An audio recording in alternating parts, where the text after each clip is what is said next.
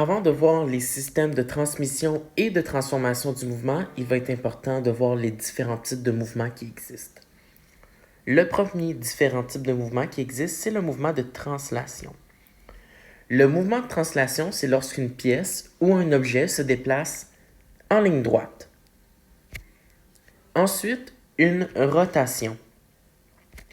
Une rotation, c'est une pièce ou un objet qui se déplace de manière circulaire autour d'un axe.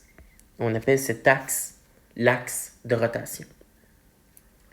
Hélicoïdal, c'est une pièce ou un objet qui se déplace le long d'un axe en tournant autour de cet axe. Donc, en même temps que l'objet va tourner, il va avancer en ligne droite. Donc, le long d'un axe entourant autour de cet axe. Pour les trois différents types de mouvements qui existent, il y a un sens que l'on peut attribuer à ce mouvement, il y a un symbole que l'on va dessiner et on va associer un exemple à ce type de mouvement et le sens de ce type de mouvement.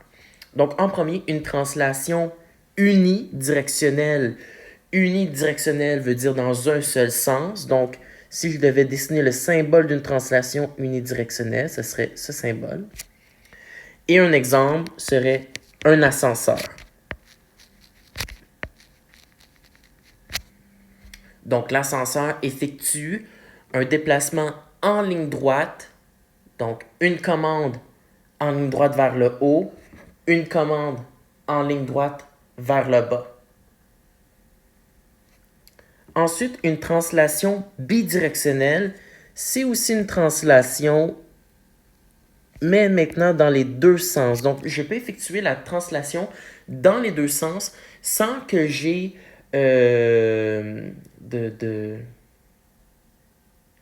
sans que j'ai de contraintes. Comme exemple, l'ascenseur, il va dans un sens, il s'arrête, il va dans l'autre sens, il s'arrête. Si je prends comme exemple un tiroir, eh bien, je peux bouger le tiroir en translation n'importe comment je veux.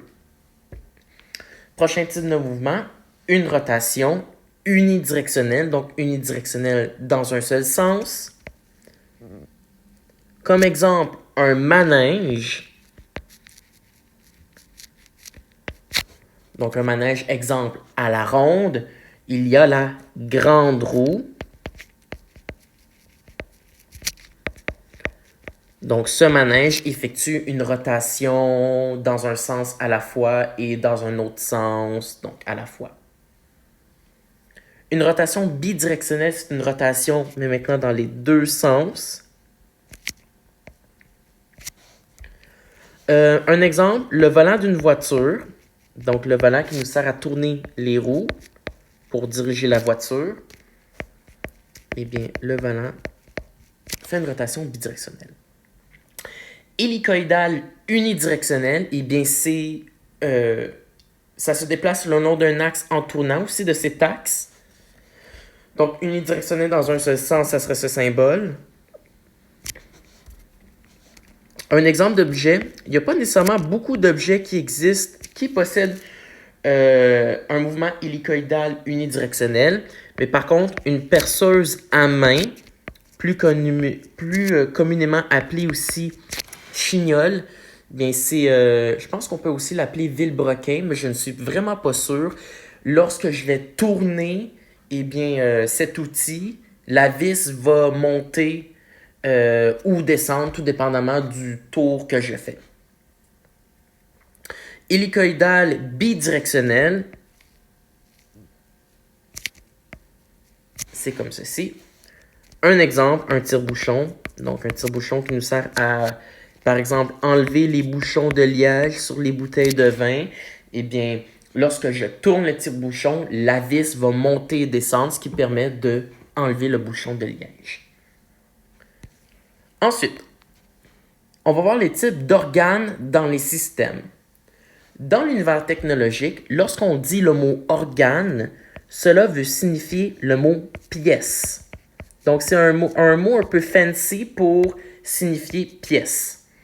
Dans un système, il existe plusieurs organes et chaque organe peut avoir un rôle en particulier. Donc, un organe peut être soit menant, mené ou intermédiaire. Un organe menant, ça va être un organe qui va recevoir la force.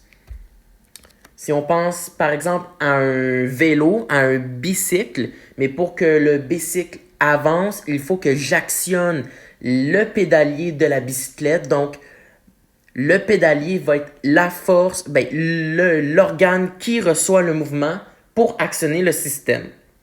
Ensuite, organe mené, c'est l'organe qui reçoit le mouvement et la transfère à une autre pièce.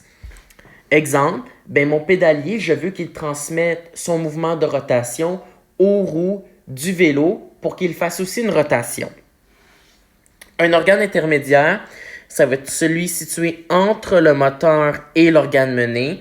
Par exemple, dans mon vélo, la chaîne de mon vélo va être l'organe intermédiaire, puisqu'il est situé entre le pédalier et la roue.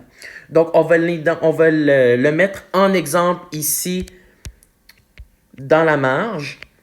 Donc, exemple, un pédalier.